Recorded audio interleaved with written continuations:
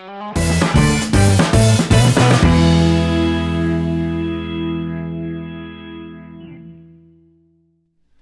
amigos do Portal da Holanda. Estamos aqui com mais uma edição do Jack Entrevista e hoje, como nós prometemos nas redes sociais, trago para você um advogado que ele é especialista nessa área de direito porque ele já passou por praticamente todas as áreas que a gente pode imaginar no meio jurídico. Eu estou falando do Silvio Costa. Silvio, obrigado por ter atendido meu convite para estar aqui com a gente hoje. Bom dia, Jack. É um prazer muito grande estar aqui com vocês no Portal do Holanda, né? Sabendo do grande acesso, milhões de acessos que tem o Portal do Holanda. E você, como entrevistador, uma pessoa que deixa o entrevistado muito à vontade. Então é um prazer estarmos aqui com você e com os seguidores do Portal do Holanda. Então, para mim, é uma honra, um privilégio. Muito bem. Inclusive, ele é responsável por um site que eu leio muito, que é o Outro Lado da Moeda, né? Tá há muito tempo aí também, tem vários comentários muito importantes. E assim, a gente vai conhecer muito sobre a história do Silvio, mas a gente quer pegar um gancho logo de uma coisa que aconteceu ontem, que foi esse julgamento do habeas corpus do presidente Lula. Então, quero aproveitar o seu conhecimento para, de uma certa forma, compartilhar conosco o que você viu daquilo. Esse posicionamento do STF já era esperado? Olha, existiu uma dúvida muito grande, Jack, em razão desse posicionamento por se tratar do Lula, né? Uma figura ímpar, uma figura conhecida, foi presidente da República por 2 vezes. Então, a própria imprensa tinha uma dúvida, o próprio meio jurídico tinha uma dúvida qual seria a decisão, e foi uma decisão apertada, né? Houve um empate entre os ministros e a presidente teve que dar o voto de Minerva e desempatar. Então, ninguém tinha o conhecimento, a certeza de que seria de um jeito ou seria de outro jeito, como ficou confirmado no julgamento de ontem. E assim, no meio dos advogados, como é que eles têm visto essa questão da prisão em segunda instância? Tem algum consenso ainda nisso? Não, na verdade, como é que eu analiso essa situação? Quando o advogado ele trabalha exclusivamente a parte técnica, o direito em si, deixando de lado as suas preferências pessoais, ele tem um posicionamento. Quando ele coloca o seu posicionamento pessoal, político, individual, ele tem um outro pensamento, não é? Eu costumo dizer, na minha carreira jurídica toda, uma coisa, é uma frase minha, né? Se alguém está dizendo aí, eu acho que já ouviu falar. Eu não deixo jamais nada nem ninguém estuprar a minha consciência jurídica. Eu não posso permitir, né, que partidos políticos, que pessoas possam estuprar a minha consciência jurídica. Eu tenho que trabalhar dentro da lei, né, independente de quem esteja sendo julgado, ou a situação política, o momento político, o clamor popular, né? Eu acho que o julgador, ele não pode atender especificamente o clamor popular. Esse é o papel do legislador. Esse é o papel do executivo. Mas aquele que julga, ele tem que julgar dentro do limite da lei. Eu acho que tem muita confusão em torno disso, né? Porque as pessoas acreditam que a lei, por exemplo, ela vem dos juízes, né? Dos advogados e tal. E, na verdade, são os deputados que você elege que fazem as leis. E os juízes, eles não têm como fugir da regra criada pelos deputados, não? É verdade, é verdade. É óbvio que a legislação, ela prevê quando há omissão da lei, né? Então você vai julgar através dos princípios gerais de direito que estão na lei, né? Mas há uma omissão específica, né? Mas quando existe uma lei, né? Então o julgador ele está obrigado a julgar mediante os parâmetros da lei, que foram editadas pelo povo, em última análise, em primeira análise, pelos seus representantes, que são os legisladores. O peso dessas palavras vem da boca de Silvio Costa. Ele tem 51 anos de idade, é casado há 31 anos, tem 2 filhos e uma neta, tem mais de 30 anos de vida pública, exerceu vários cargos importantes e jamais mudou a sua postura como amigo, ética. Eu conversei com algumas pessoas que trabalharam com você e elas falam, cara, é um gentleman, é um cara muito educado, um cara que é um conhecedor gigantesco da questão jurídica, mas é uma pessoa que inspira também. É uma área tensa essa questão do direito, porque são posições, são conflitos que estão ali o tempo inteiro se batendo. Como é que você consegue manter o equilíbrio? Jack, é o seguinte, eu tenho uma base espiritual muito forte, né? Então eu fui praticamente criado, ou vou dizer literalmente criado, dentro da igreja, né? Eu sou evangélico, né? Sou da Igreja Batista, minha vida toda, meu pai já era, Passei muito tempo da minha vida na Batista também. A minha mãe não era evangélica, logo no início do casamento, então só o meu pai, e meu pai me levava com 1, 2 anos de idade para a igreja, e tinha as irmãs lá que tomavam conta de mim no berçário. Então essa questão, né, da espiritualidade, da religiosidade e dos ensinamentos básicos da família, né, é que realmente nos dão a base, né, nos dão eu costumo dizer o seguinte: se você construir um muro sem alicerce, ele vai cair. Mas se você tem um alicerce sólido, então você pode construir um muro. E a nossa vida, ela é composta de tijolos pequenos. O meu pastor disse o seguinte: olha, cada dia nós colocamos um tijolinho na nossa vida. E esse tijolinho, ele só funciona, ele só dá base para outro tijolo porque nós temos uma base sólida. E a minha base sólida é a palavra de Deus, é a Bíblia, que é a palavra de Deus, é o meu lado espiritual, e o meu pai, a minha mãe, que me ensinaram coisas importantes, né, do caráter do ser humano, de respeitar o próximo, de compreender o próximo. E a palavra de Deus fala em misericórdia, em graça, né? Então, se você colocar no seu dia a dia esses pressupostos do amor de Deus, graça e misericórdia, você consegue, em qualquer profissão, ver as pessoas antes do problema. Você é daqui mesmo? Sou de Manaus. Eu sou de Manaus, nasci em Manaus. Eu nasci na maternidade Balbina Mestrinho. E cresceu em que bairro? Eu cresci no bairro, eu logo no início eu fiquei na Cachoeirinha. Uhum. E depois, assim, tipo 8 anos, eu fui para o Japim. E eu morei no Japim praticamente a minha vida toda. Saí de lá quando casei, fui morar no Dom Pedro. Depois voltei para morar no Japim. E hoje estou morando no Parque das Laranjeiras. Gente do céu, isso mudou demais, né? E qual o momento da vida que você desperta pro direito? Tu tinha essa referência em casa? Teu pai também era operador de direito? Não. O meu pai, ele chegou em Manaus com 14 anos de idade, analfabeto. Ele foi trazido do interior pelo meu avô Fernando, e deixou na casa de uns missionários batistas norte-americanos. Ele chegou e disse: olha, estou trazendo ele disse que ele quer estudar, mas eu quero que ele trabalhe. Coloque ele para trabalhar. E aí aqueles missionários colocaram meu pai para estudar num seminário, onde o seminário ensinava questões espirituais, mas também a questão do ensino secular, como nós chamamos, né? E o meu pai estudou. O meu pai, na verdade, não é da área jurídica, ele é servidor público aposentado. Se aposentou na época que ele era diretor-geral do Ministério da Agricultura. Naquela época, Delegacia de Agricultura do Amazonas, agora é Superintendência. Minha mãe também é servidora pública, né? Ela trabalhou a vida toda no Estado, no Palácio Rio Negro. Interessante, ela entrou no primeiro governo do Gilberto Mestrinho, do saudoso ex-senador e governador Gilberto Mestrinho, e se aposentou no último governo dele. Então a minha referência é de servidor público, dentro de casa. Mas, na verdade, para responder a tua pergunta, eu não tinha essa certeza desde cedo. Você tem uma ideia, eu comecei fazendo faculdade de contabilidade. Não gostei, fui para arquitetura, não gostei, fui para psicologia, estudei ainda 2 anos de psicologia, quando me encontrei com o direito, incentivado por um amigo meu chamado Ayrton Correia Gentil, que é um desembargador hoje, né? Meu amigo pessoal, foi essa pessoa que me incentivou a estudar o direito, a caminhar pelas trilhas do direito. Teu primeiro trabalho foi na área de direito, não? Não, eu comecei a trabalhar com 14 anos de idade. Na verdade, a minha mãe na época era subsecretária de Estado e meu pai diretor-geral da Delegacia de Agricultura. E um dia eu cheguei com ele, eu ia muito com meu pai para o trabalho, desde os 8 anos de idade. Então ficava ali jogando lixo, levando documento como se fosse um boy, né? Leva documento para cá, leva documento para lá.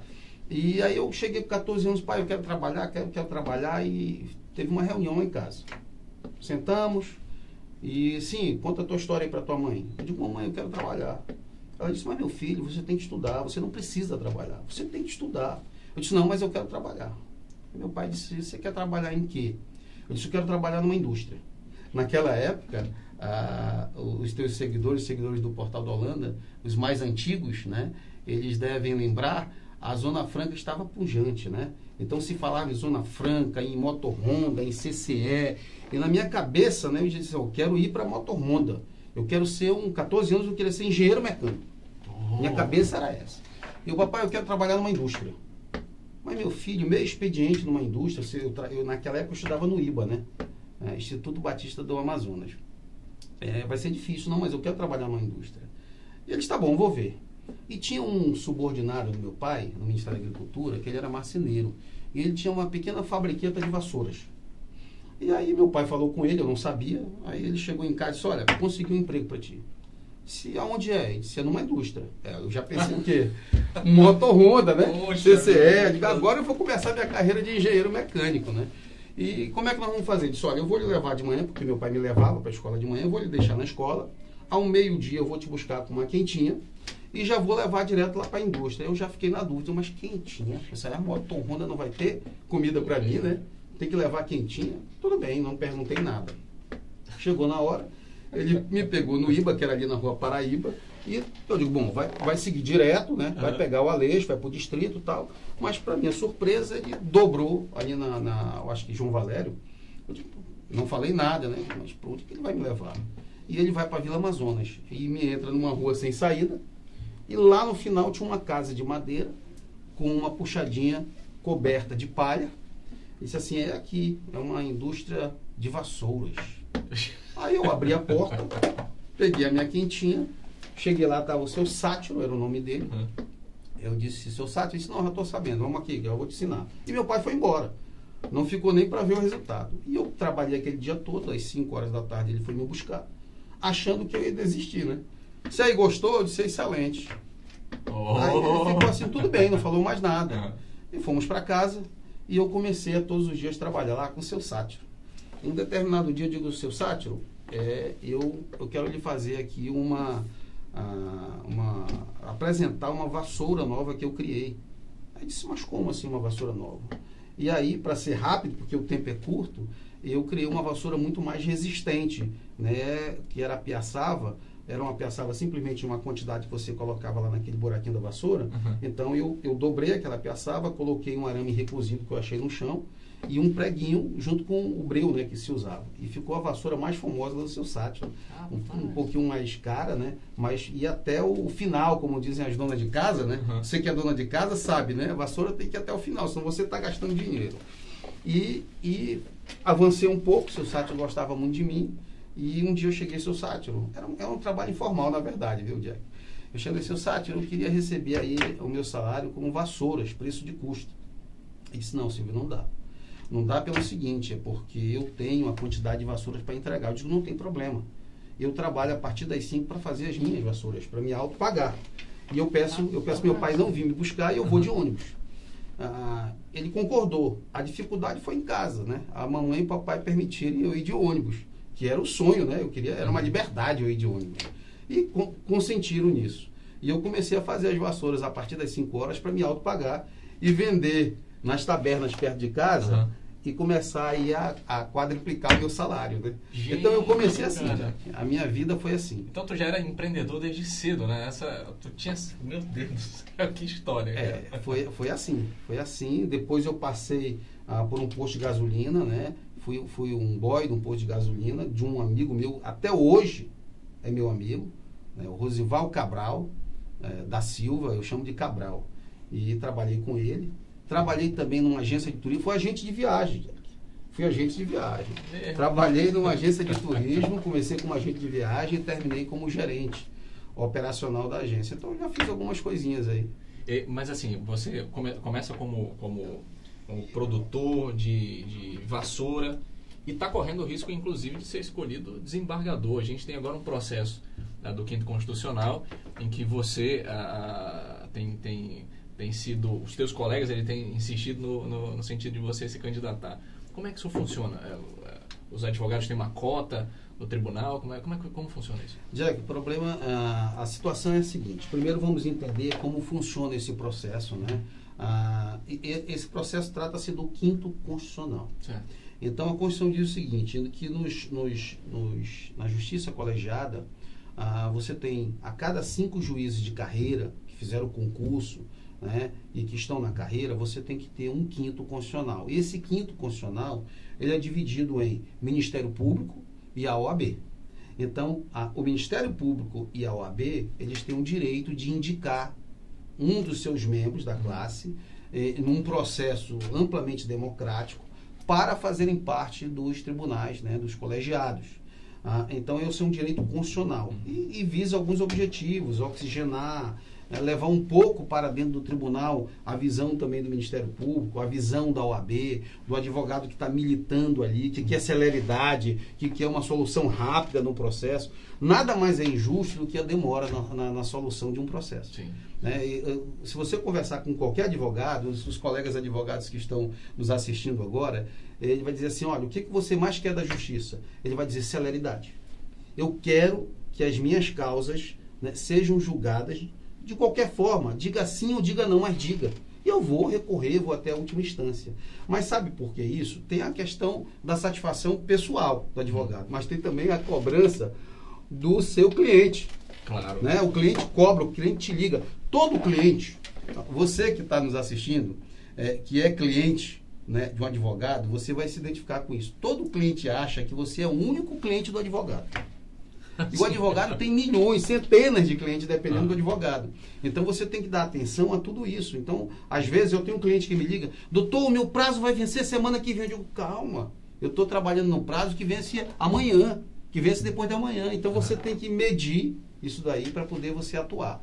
Mas, na verdade, eu acho isso muito salutar, que os tribunais tenham uma questão constitucional de extrema importância, esse quinto representativo lá. Olha, você tem no teu histórico aqui, você foi procurador, você é procurador, na verdade, do município, efetivo, e já atuou, inclusive, na Casa Civil durante vários anos, tem essa experiência da advocacia pública e da advocacia privada, e é um campeão, assim, de processo. Você é um cara que é conhecido pela celeridade com que você trabalha. Quando você fala, por exemplo, dessa coisa da justiça, que atrasa não é justiça, não é justiça tardia, não é justiça, você pretende levar essa celeridade para dentro do tribunal, uma vez seja o desembargador escolhido? Jack, acha que é possível isso no tribunal? A gente precisa compreender o seguinte, os tribunais, de um modo geral, tanto os advogados quanto os tutelados, aqueles que precisam da justiça, eles reclamam da justiça. Mas essa situação da morosidade da justiça, ela não tem a ver especificamente com o julgador, com o magistrado. Tem a ver com todo o sistema judiciário. Defesa, né? Enfim. Também você tem a questão processual, você tem os recursos procrastinatórios, né? Você tem também os servidores, de um modo geral. Servidor também fica doente. Magistrado também fica doente. Sim. Não é? Então, é a questão do aparelhamento da justiça. Eu costumo dizer que é o aparelhamento da justiça. Então, eu não posso dizer que eu sozinho, se um dia eu for desembargador, vá mudar uma situação dessa. O que eu posso é me comprometer com relação à minha atuação, né, a me dedicar da forma mais efetiva possível, como sempre o fiz, que nada mais é, eu tenho uma experiência de servidor público. Parece que às vezes você olha assim, um magistrado, ele é ali um semideus. Não, ele é servidor público, como qualquer um outro. Como um médico que é um médico público lá no SUS, não é? Como um atendente que está te atendendo, o pessoal do INSS. O magistrado, ele é um servidor público. Ele tem que entender que ele está ali para servir, não para ser servido. Percebe? Então, como servidor público, essa visão já tem há mais de 30 anos. Né? Então, por onde eu passei, eu me dediquei ao máximo. Não é? Aliás, quem é mais testemunha disso é minha família. Né? Então, se tem uma coisa que realmente hoje eu tento equilibrar, é a questão familiar com a questão do trabalho. É porque uma carreira dessa e os números que você tem aqui, alguém vai sacrificado, né? Geralmente é a família, não? Exatamente. Mas graças a Deus eu tenho uma esposa que é psicóloga, né? Ela é psicóloga, é design interior, e algumas vezes ela tem me ajudado, tem que me compreendido, né? Como lidar com essas coisas, tem suprido às vezes algumas das minhas ausências. Eu trabalhei no interior, né? Você sabe. Sim. Eu fui, na verdade, as coisas acontecem na minha vida e eu não fico contabilizando. Na verdade, agora eu comecei a contabilizar e você olha para trás, como é que eu consegui fazer tanta coisa?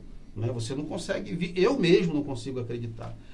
Mas eu fui juiz classista mais novo do Brasil, aos 23 anos. Né? Então eu fui juiz classista. Qual município, você lembra? Eu fui em Humaitá, 3 anos em Humaitá e fui 6 anos em Manacapuru.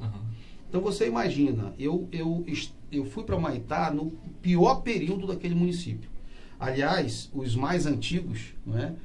Que porventura estejam aqui nos dando a audiência, os mais antigos devem lembrar daquele primeiro quebra-quebra de Humaitá, onde a casa do prefeito tocaram fogo na casa do prefeito, no carro, na casa do vice-prefeito. Nesta época eu estava lá. Nessa época eu estava lá, eu e o doutor Ayrton Gentil, que hoje é desembargador. Ele era juiz de direito lá e eu era o juiz classista. Nós dividimos a mesma casa, não é? Lá. E nessa época eu estava lá. Por acaso o doutor Ayrton estava em Manaus, que ele estava de férias. E naquele quebra-quebra eu tive que pegar uma moto. Só tinham 6 policiais militares lá no município de Humaitá. A cidade toda, a população toda revoltada. E eu fui até o comandante do exército lá, era o Major Quierato, nunca me esqueci o nome dele.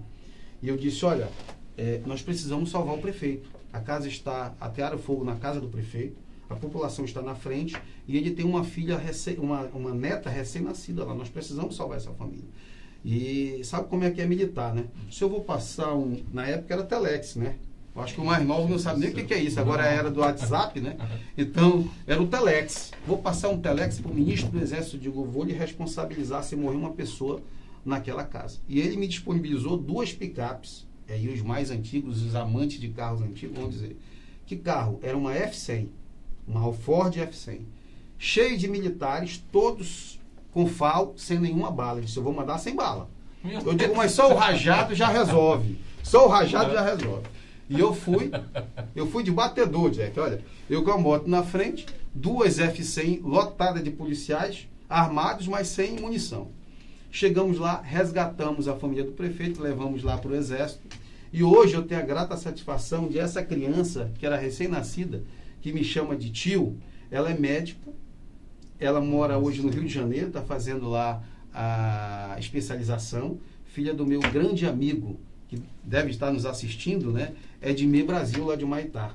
Então, são coisas, são experiências que só Deus pode nos proporcionar. E eu comecei em Humaitá.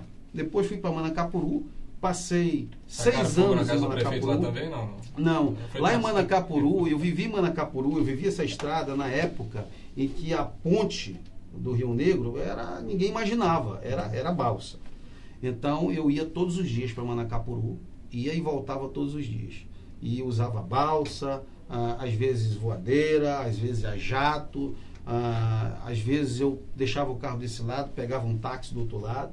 E, tanto eu como alguns juízes, né, que eram presidente da Junta de Conciliação. Muito bem. E assim, essa relação, você que viveu tudo isso, a gente vê agora esses conflitos no STF, e STJ no bolo, e Ministério Público de um lado, e um solta a declaração de um lado, então não sei o quê. É conflituosa mesmo essa relação entre juízes, advogados, ministros? Como se equilibra isso? Jack, eu vou te dizer, eu acho que isso é uma questão de personalidade. Por que eu te digo que é uma questão de personalidade? Vamos entender um tribunal. Um tribunal ele é composto de julgadores, ok? Cada julgador ali, ele tem responsabilidade não pela decisão final. Ele tem responsabilidade pelo seu voto. Essa é a responsabilidade dele. A decisão final não é a responsabilidade dele. Então, eu entendo que num colegiado eu não preciso estar discutindo teses. O meu colega que está lá, né, vou me colocar lá, vamos fazer uma ficção, né? Sou ministro do STF, do STJ. O colega que está lá, ele tem todo o direito de colocar a sua posição jurídica. Lembra que eu te falei no início? A questão de não permitir estuprar a consciência jurídica. Sim. Ora, se eu não permito que ninguém, e nem qualquer circunstância, vai estuprar a minha consciência jurídica, eu tenho também que ter o respeito pelo outro, para que o outro também não tenha a sua consciência jurídica estuprada. Se nós estamos no colegiado, eu não posso me sentir melhor do que o outro. Ele tem direito de expor, de pensar da forma que ele quer. Então, eu penso que essa discussão ela é inócua. Eu penso que essa discussão é uma discussão que visa apenas jogar para a plateia. Porque o posicionamento de um magistrado é chegar lá, emitir o seu voto, meu voto é esse. Se você tem outro, paciência. Então, eu penso, é uma questão minha, né? Eu não discutiria. Eu chegava, né? Se eu fosse proferir um voto, olha, eu entendo nessa circunstância que a situação é esta. Por isso, fundamentava na lei, e acabou. Então, eu não concordo muito com essas discussões. Se fosse uma palestra, né, se fosse um congresso, mas é um julgamento, né? Então, até nisso, o julgamento se torna retardado. Até nisso não há celeridade, porque você perde muito tempo em discussão e no final a decisão vai ser a mesma, vai ser a mesma se você não tivesse discutido. Realmente. É improdutivo isso. Eu quero entrar no mérito do foro privilegiado. Isso também entrou na baila, de que ministros, presidente e tal, tem uma forma diferenciada de serem julgados e isso acaba permitindo com que a injustiça acabe acontecendo. Como é que você tem visto essa questão do foro privilegiado? Ele é algo realmente benéfico para o país, para as instituições, ou ele é só uma maneira de fazer com que algumas pessoas do PSDB escapem, por exemplo? Jack, eu acho que nós primeiro precisamos entender o que eu considero uma nomenclatura correta. A questão do foro privilegiado é uma questão monárquica. Isso lá na monarquia. Percebe? E ao longo do tempo as coisas foram se adequando. Não é? Então, eu considero a nomenclatura correta prerrogativa de função. O foro privilegiado, como concebido lá atrás, ele beneficiava, né? Ele protegia a pessoa. Né? O João, o Pedro, o Joaquim, né? O rei tal, o imperador tal. Né? O bispo, na época que a religião se confundiu com o Estado. Né? Então, o foro privilegiado ele tem o objetivo de garantir a pessoa. Já a prerrogativa de função tem a ver com o cargo que aquela pessoa exerce. Pode ser qualquer um, mas é o cargo. Você tem que proteger aquele cargo. Tu imagina o presidente da República sendo julgado pelo magistrado lá de Pauini, interior do Amazonas. Né? Não que ele não tenha competência para isso, mas acredito que aquele magistrado sofreria uma pressão muito maior do que o ministro do STF. Essa é a concepção. Agora, é óbvio que a nossa legislação estendeu muito essa prerrogativa de funções. Então, existe um número enorme. Se você for ver no direito internacional, existe esse mesmo instituto em vários países. Não é? Mas existe em número reduzido. Hoje em dia, há uma quantidade enorme de cargos que tem essa prerrogativa de função. Então, eu vejo que a prerrogativa de função é um instituto de direito que deve ser privilegiado, deve acontecer a prerrogativa de função. Não pela pessoa que exerce, mas para garantir o cargo, para o exercício daquele cargo. Você imagina o seguinte, um deputado federal, um senador. Eu estou falando aqui, Jack, tudo em tese. Nós sabemos, né, que existem bons deputados, existem bons senadores, como existem aqueles que não desempenham bem a sua função. Então, eu não tenho que trabalhar com aquilo que é na prática, eu estou falando em tese. Você imagina um deputado, um senador, sendo coagido por milhões de ações em vários locais, em juízes singulares, onde ele ficaria pensando mais em se defender do que exercer o seu mandato. Sim. Então, isso inviabilizaria uma representatividade popular.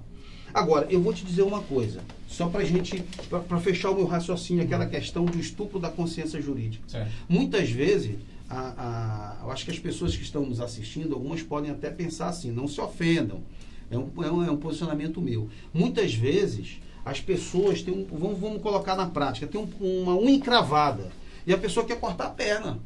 Não dá para ser assim. Você tem que tratar a unha encravada. E eu digo o seguinte, qual é a unha encravada do que se chama foro privilegiado e que eu chamo prerrogativa de função? É a celeridade processual.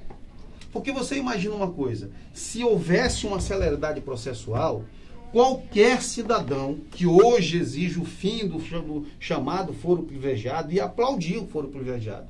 Imagina uma coisa, imagina você ter um corrupto, um senador corrupto, um exemplo, vamos colocar um senador corrupto, ou um presidente da República corrupto, que tem que ser julgado no STF, e que fosse julgado lá rapidamente e condenado. Todo mundo ia aplaudir. Olha como o tiro pode sair pela culatra. Acaba a prerrogativa de função, foro privilegiado. Aquele mesmo senador que deveria ter sido julgado de forma célere, vai ser julgado lá no juiz singular. Lá no juiz singular, ele vai usar todas as artimanhas processuais para segurar o processo lá, para não deixar ser julgado. Depois ele vai para um tribunal de justiça. Ele vai usar as mesmas estratégias. Depois ele vai para um tribunal no STJ, ele vai usar as mesmas estratégias. Até chegar no STF, ele já morreu. Vai ser a extinção da punibilidade. Tipo o Maluf aí, então, que está adoecido, vou para casa. Exatamente. Mas por quê? Porque não houve Agora eu sou a favor o seguinte. A partir do momento que você, se fosse célere, se a justiça fosse célere, porque sabe o que acontece às vezes? Já aconteceu, não vou citar o nome, mas já aconteceu. Já aconteceu num parlamentar, ele tinha foro privilegiado, ele estava para ser julgado, sabe o que ele fez? Ele renunciou ao seu mandato, perdeu o foro privilegiado e o processo voltou para a primeira instância. Olha só. Rapaz. Então, eu sou a favor do seguinte, começou lá, termina lá. Termina lá. Porque senão também a pessoa usa a estratégia, né, para poder procrastinar o resultado final do julgamento. Então, o câncer não é o foro privilegiado, não é a prerrogativa de função. O câncer é a morosidade da justiça. Entendi. Eu tenho tirado algumas dúvidas, né? Estou estudando direito, então aproveito todo professor que é juiz e tal para questionar sobre esse assunto. E assim, realmente estou convencido que a questão desse foro, da prerrogativa de função, ela é de fato fundamental. Você mesmo agora estava falando que não, tal que lá atrás eu conheci uma pessoa que acabou virando desembargador e tal. E aqui é a terra de muro baixo, né? Vamos tirar aqui o Amazonas, a terra de muro baixo. Se você, por exemplo, é corrupto e de repente tu tem na tua história alguém que é do judiciário e tal, o cara pode mexer os pauzinhos de alguma forma para te ajudar ou prejudicar também, que ainda tem isso, né? Verdade. Para prejudicar e, enfim, a coisa ela acaba melhorando para o cara que é corrupto. Porque naquele outro caso, tem agora a Lava Jato, teve a outra da época de Joaquim Barbosa, que foi o Mensalão. De pessoas que, por exemplo, elas foram condenadas em um só julgamento lá do STF. Então, assim, eu passei a confiar muito mais nessa questão da prerrogativa, porque ela vai ser de fato mais rápida. Você acabou de dizer que um bom advogado, ele é capaz de deixar o cara livre a vida inteira, praticamente. Né? Então, assim, eu quero aproveitar, o nosso tempo ele já se estendeu bastante. Eu quero aproveitar e desejar sorte. Você é uma pessoa da gente, uma pessoa conhecida, todo mundo gosta muito de você. Eu te trouxe aqui, na verdade, porque eu faço parte dessa grande torcida para que você seja uma das escolhas do tribunal, não só pela qualidade que você tem, mas pela pessoa que você é. E essa humanidade ela vai agregar muito lá no tribunal, você como desembargador. Vai ser uma honra ter esse manauara que passou pela Cachoeirinha, pelo Japim, pelo Dom Pedro, o Maitá, Manacapuru, salvou uma garotinha do fogo, né? Enfim. E eu espero de verdade que se concretize. Mas, de qualquer forma, caso não se concretize nisso daí, é bom segurar as coisas lá, porque senão o pessoal de Maitá vem aqui fazer protesto sobre você. Vamos divulgar suas redes sociais. A gente pode te achar nas redes sociais, não? Pode, eu vou te dizer uma coisa, eu não sou muito afeto à rede social. Tem o Facebook, tem o Instagram agora, né? Nós estamos divulgando nossa página e nós vamos aí divulgar na matéria escrita tudo isso. Tá, beleza. A gente vai aqui na descrição colocar o contato dele. Na verdade, já até coloquei na divulgação lá, você pode clicar lá e seguir ele no Facebook e no Instagram também, para você acompanhar o dia a dia do Silvio. E eu, assim, quero te agradecer. Puxa, muito obrigado. Estou muito feliz de te receber aqui. Eu já queria essa entrevista há muito tempo. A gente vinha organizando, sempre dava alguma coisa errada. No dia que eu fui te entrevistar, eu adoeci. Aí, puxa vida, peguei essa virose, todo mundo tá pegando aí. Marcamos essa nova data. Então, eu quero te agradecer de verdade por ter vindo aqui, por esclarecer tudo isso e por vir exatamente no dia que a gente realmente precisou, que foi um dia após o julgamento do Lula, para esclarecer isso para todo mundo. Fique à vontade para fazer suas considerações. Jack, eu te agradeço muito, né, essa oportunidade junto com o Holanda, do Portal do Holanda. Para mim, eu conheci o Holanda quando ele montou o blog do Holanda. No início. No início. O Holanda, ele era, eu acho que era diretor de redação do jornal, né, do Garcia, né, na verdade. E eu era articulista lá. Eu escrevia uma vez por semana os meus artigos todos na área teológica. Né? Então, uma vez por semana eu escrevia nesse jornal e escrevia também no jornal do Amazonino na época. Então, aos domingos eu tinha artigos tanto lá no jornal do Garcia quanto no jornal do Amazonino, do nosso governador. E eu conheci o Holanda lá. E eu cheguei um dia lá e disse assim: Silvio, olha, eu estou saindo daqui, essa é outra pessoa que vai ficar. Eu digo: meu irmão, tu vai fazer o quê? Ele disse: olha, eu vou montar um blog. Eu digo: o que é esse negócio de blog? Né? O Holanda foi o primeiro, né? Foi aquele que despontou aqui em Manaus com um blog. Ele jogou tudo pro alto, cara. Tudo pro alto. E eu disse assim, mas Holanda, rapaz, como é que tu vai sustentar a tua família com esse negócio da dinheiro? Como é que é? Disse, não, isso é muito profissional, é a coisa do futuro. E eu confesso, peço desculpa até ao Holanda, eu confesso que eu não acreditei. Né? Eu digo, rapaz, como é que... Eu sou um cara muito de base, né? Eu não arrisco as coisas, eu vou muito ali. Eu digo, meu Deus do céu, então quero dar a mão palmatória aqui no portal do Holanda. Holanda, perdoa, meu irmão, que teu sucesso deu certo, teu sucesso é reconhecido. E com pessoas também como o Jack aqui, a sua equipe, né? Então só tende realmente a cada vez mais o portal crescer, né? Como tem crescido. E como você falou na questão de desembargador, eu quero dizer o seguinte, Deus está no controle de todas as coisas. Sim. Então eu estou muito tranquilo com relação a isso, não existe ainda uma inscrição definitiva, não é? Está no processo ainda de inscrição. Nós temos eu vou colocar aqui chapa, entre aspas, porque a inscrição é individual. Né? Mas um grupo se reuniu, liderados pelo colega Jean e o professor Adenei Valente. Que é um grupo de oposição. Não é? Veja bem, uma oposição ética, ninguém tem sangue nos olhos, não é? Uma oposição ética, que eu acho que é um instrumento da democracia. Claro. Não é? Então nós respeitamos, eu particularmente respeito o Choi, respeito a administração do Choi, é meu amigo pessoal, o Choi é meu amigo pessoal. Mas eu sou uma pessoa que eu me posiciono, eu gosto de me posicionar. E eu acredito nesse grupo, né? Um grupo que agora nós colocamos amigos da advocacia. E de forma democrática, nós demos um exemplo, democraticamente nós escolhemos 6 nomes. Então, os colegas colocaram os seus nomes à disposição, todos que colocaram disseram, olha, se eu não for escolhido pelo grupo, eu vou trabalhar pelo grupo. Então, uma união, nós estamos coesos, né? E de forma democrática, nós escolhemos os 6 nomes. Tanto é que antes perguntavam se você vai ser candidato, eu digo, olha, eu não sou candidato de mim mesmo. Eu tenho um grupo, eu tenho que respeitar a decisão do grupo. Então, o processo de escolha é um processo que nós criamos uma fase a mais. Porque os advogados votam, escolhem 6. É encaminhada a lista 6 para o tribunal. Os desembargadores votam, escolhem 3. Mandam a lista para o governador, dentre esses 3, escolhe um e nomeia para um cargo de desembargador, que é um cargo vitalício. Nós complicamos esse processo, porque nós criamos uma fase anterior, coisa que não havia sido feito na história da advocacia.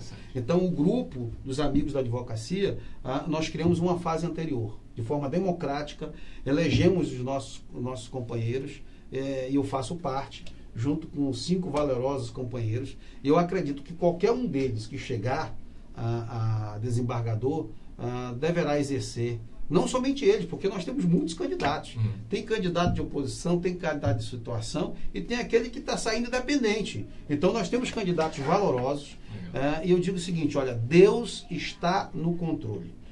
Eu queria deixar para você, para todos que estão aqui no estúdio, e para os seguidores do Portal do Holanda, aquela palavra de Deus que tem me guiado a vida toda. Para você, né, que é evangélico, é o Salmo 139. Para você que é católico, é o Salmo 138. É um salmo de Davi. É um salmo que exalta a onisciência e a onipotência de Deus. E nesse salmo, Davi, ele vem relatando todas as coisas com relação ao entendimento dele com relação ao Criador. E aí ele diz assim, Senhor, tu me sondas e me conheces. Tu sabes quando me assento e quando me levanto. E ele diz assim, de longe penetras os meus pensamentos e sabe todas as coisas. Ele diz assim, a palavra ainda não me chegou à boca e tu já conheces todas. E aí ele fala da segurança, ele diz, tu me cercas por trás, pela frente, põe a tua mão sobre mim. E ele diz que a tua destra me susterá, a mão direita é que me sustenta. E o salmista Davi vai falando ali, diz assim, ó, tu me viste a substância ainda informe. Aliás, aproveitando esse parênteses, é por isso que eu sou contra o aborto. Porque Deus vê a substância ainda informe. Ele já reconhece uma pessoa, a substância está informe ali. E ele diz assim, tu me viste a substância ainda informe. E aí vem aquilo que é a minha fé. Ele diz, no teu livro foram escritos toda a minha vida. Tudo o que havia acontecer. Cada fato escrito e determinado quando nenhum deles havia. E no final, para terminar, e para deixar uma palavra no coração de todos aqui, ele diz assim, no final, nos últimos versículos, ele diz assim, Senhor, sonda-me e me conhece. Prova-me e vê se há em mim algum caminho mau e guia-me pelo caminho eterno. Então, Deus já escreveu todos os nossos caminhos. Então, se for a vontade de Deus, nós iremos contribuir com a magistratura do Amazonas. Se não for, eu continuo como servidor público, contribuindo, dando a minha parte de contribuição, me aposentando daqui a uns 7 anos, né, se Deus assim me permitir, e continuando com a advocacia privada, que é uma coisa também que toma um pouco do meu tempo. Eu agradeço a você, agradeço a Holanda, agradeço aos seguidores, né, que gastaram um pouco do seu tempo para ouvir um pouco da minha história. Um grande abraço a todos. E eu fico na expectativa, se você for escolhido, eu espero que sim, me chame para sua posse. Eu quero ver você lá segurando uma vassoura. Amém. Para que lá seja uma referência, não somente de que você vai sanar todos os processos que estão lá, mas retomando essa história bonita do menino que não teve medo do trabalho e que hoje faz dele o seu principal galardão, né? A sua principal tocha aí. Deus te abençoe, então. Toda a honra e toda a glória ao Senhor. Muito bem. Para você que nos acompanhou, um grande abraço, obrigado pela audiência. Compartilhe essa live para que outras pessoas possam conhecer a história desse grande homem, desse grande servidor público, aí, desse grande operador do direito.